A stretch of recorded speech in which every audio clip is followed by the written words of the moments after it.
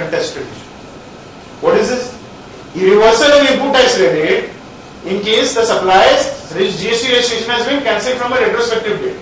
Section 29, read with Rule 21, gives the power to the proper officer to cancel the GST registration of a person.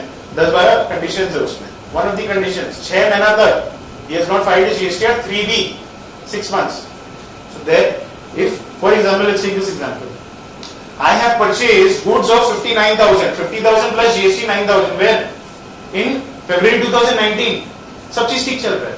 Supplier active है, due diligence की है, पैसा payment की है, bonafide transaction है, माल आया है, सब चीज, everything is fine. 2 साल बाद में something happens to the supplier. I don't know. I have not done any transaction with the supplier for the next 2 years. He does not file his GST at 3B. COVID का time हो गया. COVID के बाद में कोई problem हो गया घर पे. He is not filed his GST at 3B. Cash नहीं. So, if he is not filed his GST at 3B, Section 29 read with Rule 21 gets invoked. The proper officer can cancel his GST registration. But the what do you say? The tricky point here is that it is as per the discretion of the proper officer who is cancelling the registration. He can cancel retrospectively also. Power is there under Section 29, and there are no conditions which have been put down. That in these cases only you will do retrospective cancellation. They are saying as per the discretion. So they use the discretion. For 6 months it has not been filed, but for the last 4-5 years it has been filed. All compliance done, everything, but he has cancelled retrospectively with effect from 1st July 2017. What? This is so arbitrary, mechanical, subjective, no objectivity.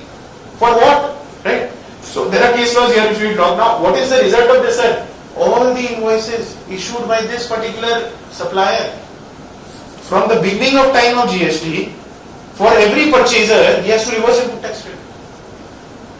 This is a serious harassment. This can be done in case of fraud, in case of fake invoicing, major, some racket is going on or something, then it can be, how can you do retrospective cancellation from beginning of time?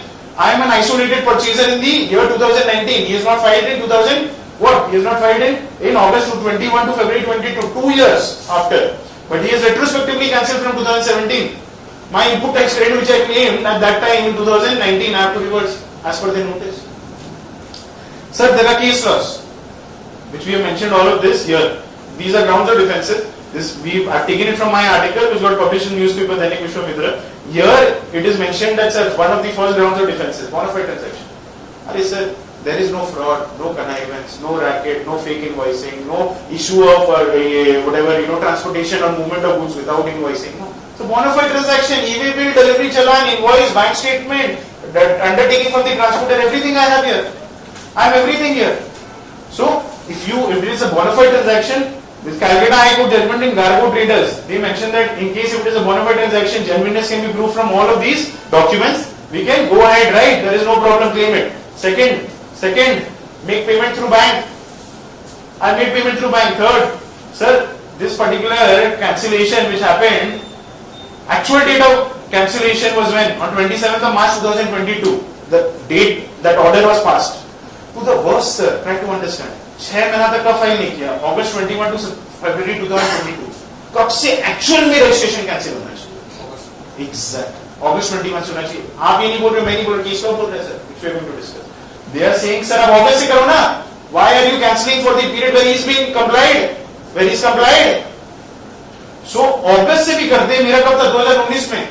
अरे 2 साल पहले, मतलब कि there is no relation only. So what I'm trying to say is, the case law here it is saying the purchase transactions were made before the actual date of cancellation, not the effective date. The actual date of cancellation here, let us assume, as sir has said, August 2021. I have still taken the date of the order, that is 27 March 2022, date of the order. Let's not take that. Let's take what sir has said, August 2021. Sir, my transaction was in 2019.